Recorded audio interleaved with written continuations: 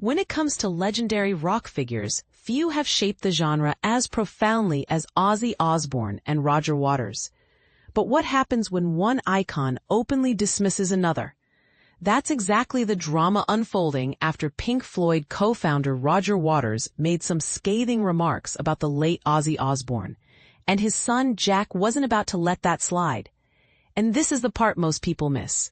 Behind the headlines lies a deeper conversation about legacy, respect, and the ever-evolving dynamics of fame.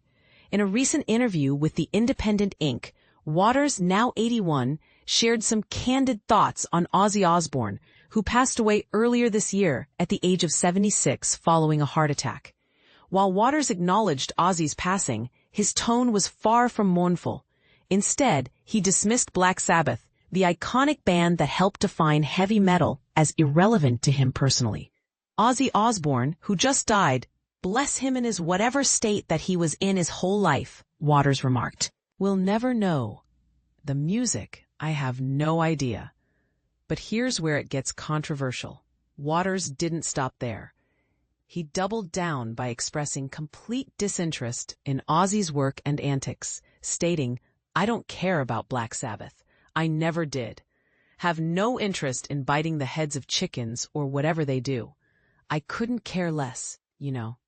For context, these comments refer to Ozzy's infamous onstage stunt during a concert years ago when he bit the head off a bat, a moment that became emblematic of his wild reputation.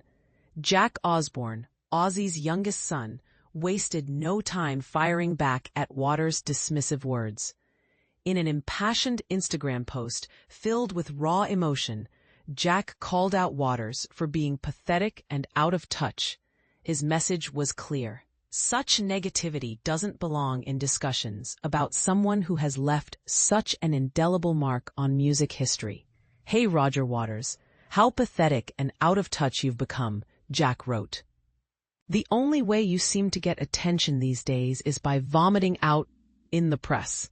What adds another layer to the story is that Jack revealed his father had always disliked Waters, not exactly a secret among those close to the Osbournes, but now feels vindicated by Waters' own behavior. It's worth noting how contrasting Waters' perspective seems compared to other musicians who paid heartfelt tributes to Ozzy after his death. Take Elton John, for instance, who described Ozzy as a dear friend and a huge trailblazer in an emotional Instagram post. Elton went so far as to call him one of the funniest people I've ever met, highlighting not just Ozzy's musical genius but also his unique personality.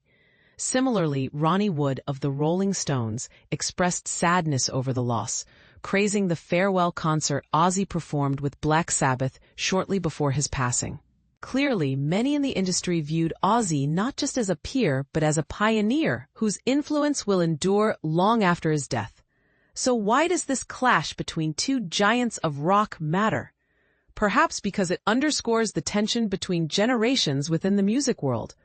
On one side, we have Waters, representing a more classical approach to rock, while Ozzy embodies its rebellious, boundary-pushing spirit. Is it fair for one artist to judge another based solely on personal taste? Or should we celebrate diversity in creativity, even if certain styles aren't universally loved?